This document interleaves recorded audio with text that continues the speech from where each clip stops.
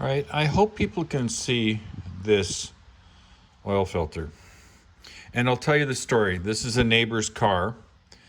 About 5 months ago, I insisted that we change the oil because it looked like it looked like chocolate milk, which reflects her driving style, which is drive 2 miles, stop, drive 2 miles, stop, drive a mile, stop, which produces tons of water in the oil because it doesn't get a chance to heat up and burn off or vaporize. And so we changed our oil about 5 months ago, and I said, get your oil changed every 3 months or 3,000 miles. Well, of course, she's smarter than everybody else on the planet.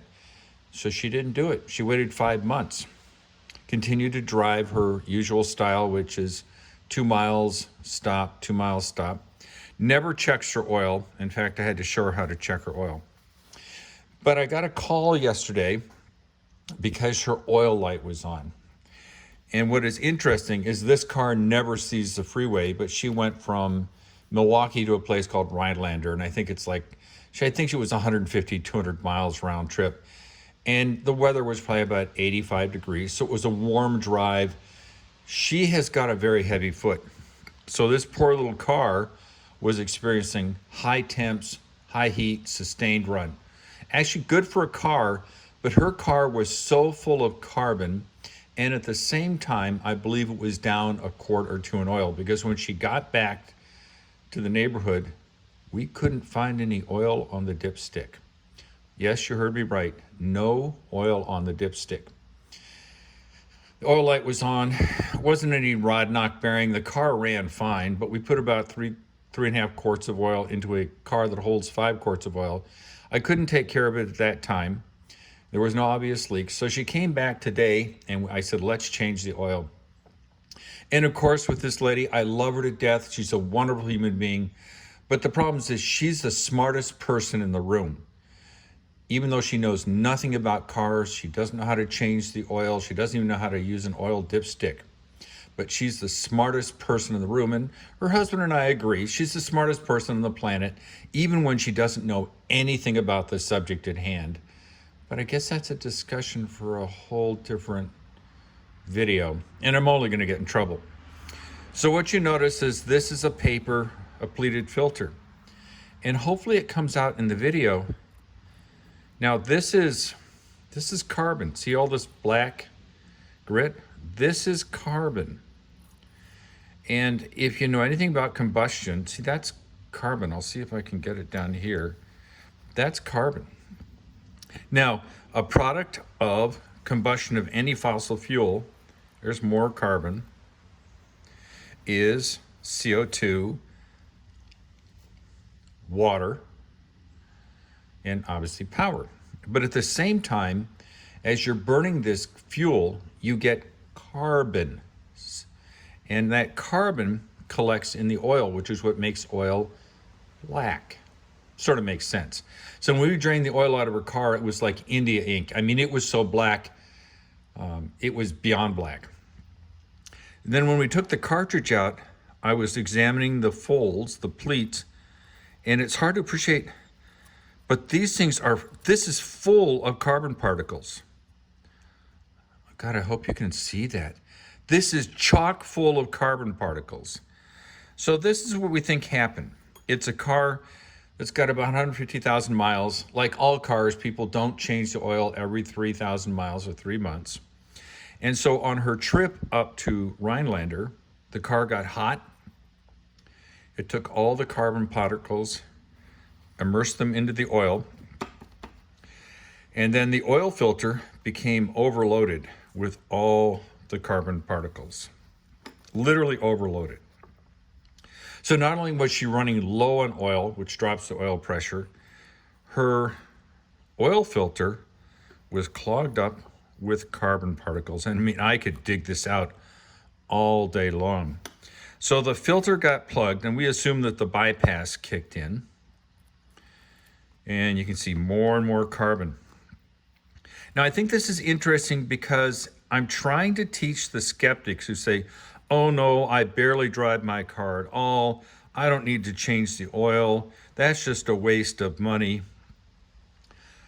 I'm saying to folks, No, it isn't a waste of money. Nowadays, the lady next door is not rich. I don't know anybody who is rich. So if she had destroyed the engine on that car, crankshaft bearing, rod bearing, something, then we'd have to go out and buy her a used car. What, 4 or 5 grand? And because she wasn't willing to let me change the oil at 3 months, every 3 months, oil and filter, oil and filter, oil and filter. Don't think about it. This is what I told her. I said, Dar, stop thinking. Stop trying to second guess changing your oil.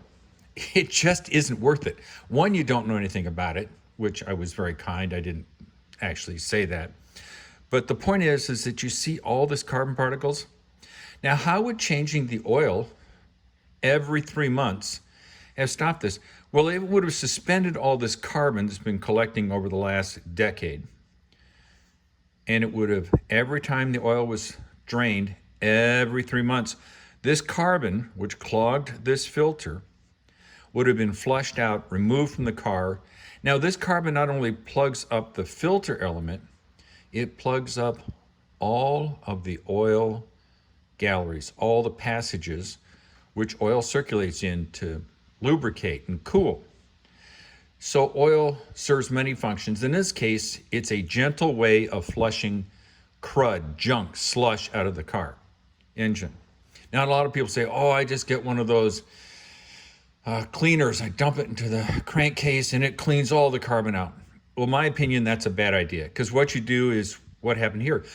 You overload the filter and the oil galleries and all these small passages with tons of carbon, too much for the car to handle. We were lucky, we dodged a bullet, but it was in the filter, clogging the filter, making the bypass kick in. On top of that, I suspect that she was running low on oil to begin with. It was a good thing it wasn't 100 degrees. Oh God, or she traveled 500 miles. She would have smoked that engine. So if you get a car that's been poorly maintained, fluid and filter, oil and filter, oil and filter. If you need to, and some of the cars I've gotten clearly have been not well treated, I do oil and filter, run it for a couple weeks, oil and filter. So it's a gradual way of removing all this carbon out of the oil and out of the oil passages and out of the oil control rings. And the end result is you gradually remove it so that you don't clog anything. If you use one of those engine flushes, you suddenly mobilize all this carbon, it clogs oil passages, and pretty soon you're sitting there going, wow, I thought I was doing something good for my car, when in fact, you're screwing it. Do it gently. The car's running, as this one was, every 3 months. Just change the oil and filter. Just do it. Stop thinking about it. Stop second guessing. Yeah, she probably saved $15 by not changing her oil like I told her to, but it almost cost her $5,000 on replacing the car, and realized a car she didn't know the history of. And God only knows what other problems would have existed in the car that we replaced this car with. So bottom line, every 3 months, every 3,000 miles, stop second guessing it. People will say, oh, the manufacturer says every 10,000 miles. The manufacturer isn't going to be there in a decade to say, oh, wow, look at all this carbon buildup in your engine. If you'd only change the oil every 3 months or 3,000 miles, we wouldn't be dealing with an engine that was starved of oil pressure. It's just the way it is. And oil changes, especially if you learn how to do it yourself, or in my neighbor's case, you have me. I'm willing to do it for her. It's cheap insurance. My God, it is literally the blood of the car. It does everything. It protects camshafts, chains, everything. It protects everything. So why cheap out on the most important component in your internal combustion engine car, like oil and filter? It is one of those penny wise, pound foolish, I love that. It is one of the dumbest things you can do. So we appear to have been lucked out. We got to the car in time, we put the extra oil in, we got the oil changed, we got the filter changed, and the oil light is off now. So, like I said, no rod knocking, no evidence that we've damaged anything permanently, although I suspect we shortened the life of the car, but the car is already, 16 years old. We saved her $5,000, and we spent $20 in oil and $10 on a filter. I'm not even sure how much she paid for this. Now, I always insist that people get original equipment, manufacturers, oil filters, because I don't want to deal with an oil filter of unknown quality, not necessarily manufactured for the situation we're in. And lo and behold, she now carries 2 of these in the car. She's already put for December something that she's getting her oil changed. She'll bring it over here. We'll do it. Now, to her credit, she's learning how to do it. She's actually getting underneath the car. She's using the flashlight to look for oil leaks. She's being an involved car owner. Cars are not just like, pots and pans and you just sort of go, oh, it's a pot and pan, I'll just clean it. You've got to take care of them. If you take care of your car, it will take care of you. So that's the bottom line. Oil and filter every 3,000 miles or 3 months. So if you've only driven 1,000 miles, change your oil. If that's 3 months and 1,000 miles, change your oil, because nothing is harder in a car than short trips. They don't get up to temperature. And then also I had to tell her every time she gets gas in the car, let the car sit, put the gas in the car, then pull the dipstick out. And if you can see oil on the dipstick, great. If you can't see oil on the dipstick, call me, call your husband, call somebody and put some oil in the car. Don't drive the car low on oil.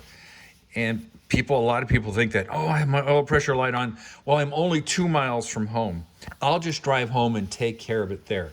Well, I sort of get it if it's minus 20 degrees or it's raining. But my God, just stop.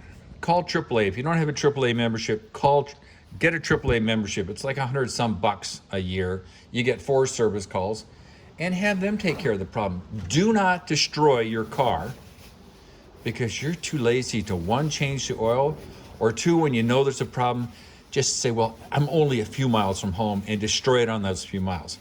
So we saved the car. Oh God, that is terrible. Hopefully we'll keep the car running, save her $5,000. Oil is cheap. Cars are expensive. Oh, look at that crud. So I got to give this little Chevy Malibu credit. It survived. But like I said, she now has religion. I went over to her house for lunch with her husband. I had her go out to check the oil on her car because we just changed the oil, wanted to make sure it was right. She checked the oil in her husband's car, learned where the dipstick was, learned how to measure it, and we did her daughter's car. So hopefully she'll say, hey, I know how to check the oil. Oil changing is important. She's starting to get religion. Now, admittedly, if you don't have somebody who will do it for you, it's going to be more expensive. I get that.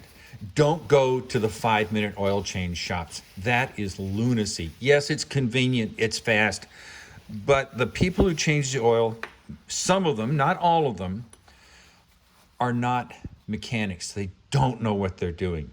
They'll drain the wrong fluid, they'll put in too much fluid. Go to an independent shop that you trust, that you know, and it takes a while to build a relationship. Do that and start to get into a routine. I have a friend who had a Volvo. Oh God, how old is that car? 18, 19 years old, 180, 190,000 miles. This lady gets her oil changed every 3 months, and she would take it to the dealer, the dealer, and the dealer would say, well, you don't have to change it. You can go 6,000 miles. And she said, no, I want it. So after a couple of oil changes, they just understood that's the way she rolled. They didn't hassle her. She used a Volvo filter, the approved oil, had it done by somebody who knew how to change the oil in a Volvo. And that car is still running today. My neighbor's daughter bought the car. Got 190,000 miles on it. It runs like a top. Now imagine if she had done the 10,000 mile oil changes. Well, we'd have a car that was in the junkyard right now. And given the price of cars right now, or ever, why would you, for the lack of $30, $40, $50, an extra 2 oil changes a year, unless you do yours every 6 months, why take the risk? I told his wife, who came over with this car, with this filter, I said, if you had just changed the oil at 3 months, like I said, we wouldn't be having this discussion. So she dodged a bullet. She still has a car that runs. She works 2 jobs. I get it. It's so easy to do. And I'm predicting that in time, another 2 oil changes, I'll have her changing her own oil. She'll put it up on the lift. I'll teach her how to do that. She'll get the right torque wrench reading, which is 18 foot-pounds on this 18 foot-pounds. She'll learn how to do it herself. And then she'll become an aware car owner. She doesn't have to learn how to change brakes, doesn't have to know how to do brake fluid, coolant. But if you just have an awareness that it's a complicated, complex, expensive machine, these automobiles, pay attention to it. I mean, I have friends who are hypochondriacs. God, the minute they get a lump or bump or they feel anything, they're off to the doctor. And I'm not saying you should be that way, but treat your car with the same sort of commitment. Check it, make sure it's healthy. Do your little routine physical exam, which is as simple as pulling up the hood on that car, looking around for leaks, and checking the oil in the car. So that's it. Enough said. I belabored the point, but I'm still going to say, hey, every 3 months or 3,000 miles, just do it. It's money well invested. So I'll talk to you later. Oh gosh, weather report. It's September 3rd, 2022. It is now 70 degrees here. It was like 90 the last few days. God, I love spring. It's such a wonderful thing. So I hope somebody finds this useful. And if I've irritated by somebody by saying you should change your oil more often than they think it's possible, don't change your oil. I'm fine with that. Go with the manufacturer's recommendation. Watch your car start burning oil at 80, 90,000 miles. And then go, wow, if I had changed that oil more often, my car wouldn't be a piece of junk. Love ya. Bye.